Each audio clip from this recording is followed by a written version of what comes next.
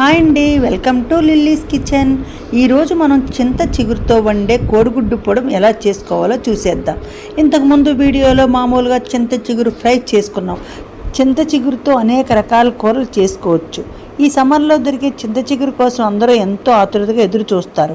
ఇక ముందుగా 2 ఉల్లిపాయలు, 4 పచ్చిమిర్చి సన్నగా తరిగి ఆయిల్లో గోల్డెన్ బ్రౌన్ కలర్ వచ్చే వరకు వేయించుకోవాలి. ఇలా వేయించుకున్న ఉల్లిపాయల్లో పసుపు, సాల్టు, కారము వేసుకుని బాగా కలుపుకోవాలి. ఇలా కలుపుకున్న ఈ మిశ్రమంలోకి చింత చిగురుని వేసుకుని కలుపుకోండి. ఈ చింత చిగురు కర్రీకి ఆయిల్ కొంచెం ఎక్కువగానే పడుతుంది. ఇక చింత చిగురు మగ్గిన తర్వాత కొంచెం వాటర్ పోసుకుని మగ్గనివ్వాలి.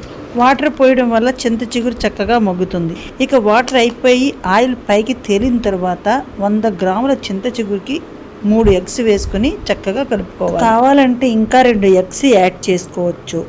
ఇలా ఎగ్స్ పీసెస్ లాగా ఉంటేనే బాగుంటుంది.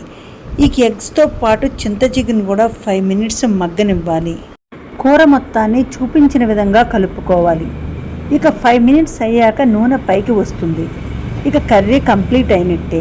ఈ కర్రీ పుల్ల పుల్లగా చాలా టేస్టీగా ఉంటుంది. మీరు కూడా ఒకసారి ట్రై చేసి చూడండి. 10 మినిట్స్లో కంప్లీట్ అవుతుంది.